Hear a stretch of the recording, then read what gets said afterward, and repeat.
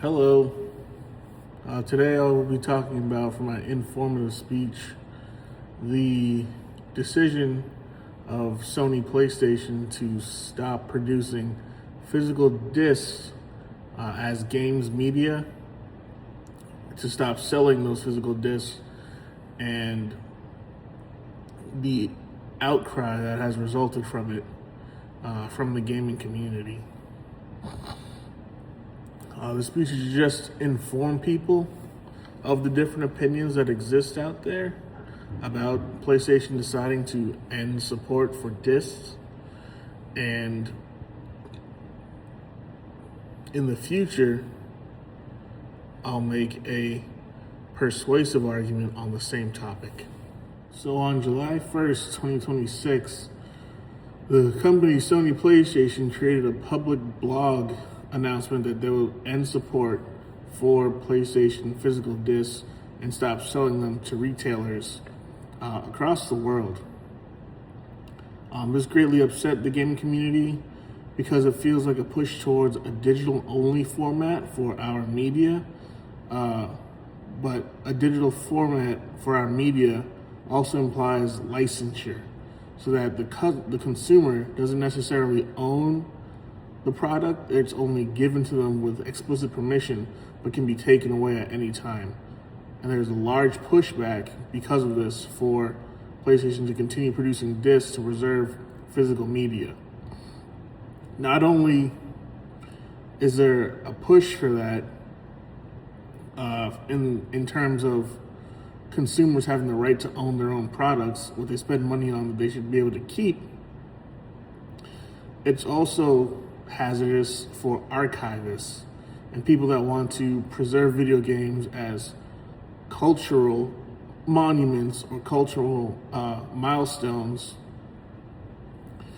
and to preserve them for history, to find inspiration from them from the past and into the future, and to be inspired overall by the works over time.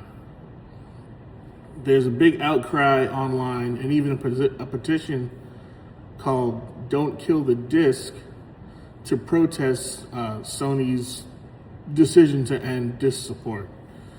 However, a writer for Polygon, an internet magazine that does game and game culture, Ollie Welsh, has said that disc being an unreliable format, being killed, isn't bad.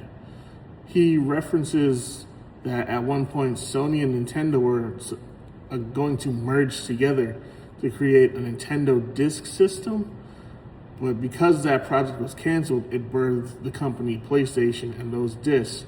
However, he argues even though discs might be going away, it's an opportunity to emulate Nintendo again and put games on cartridges, which are a more reliable format and way to play games. He's not asking that we all accept the digital reality, but instead a better reality for the media that we love and share. While you have game journalists like Ollie saying that the disc going away is bad, he's also advocating for a new form of physical ownership.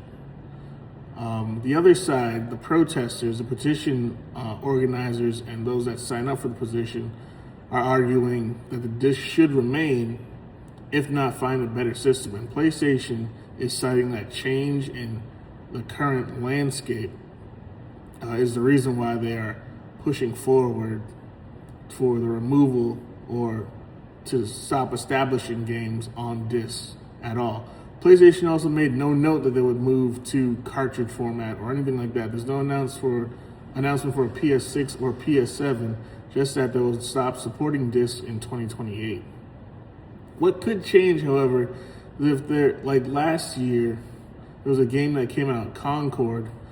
It was a live service game on disc that popped up and was not supported or delisted within the same week.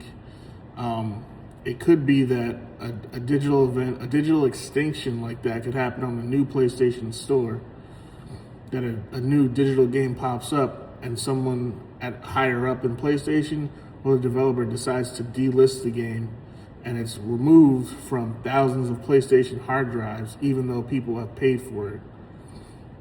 PlayStation has not stated that they would give back refunds either, unlike Valve's client Steam that allows you at least, I think, 48 to 72 hours of playing the game before you can get a refund if you didn't like it. PlayStation has not indicated anything of that nature.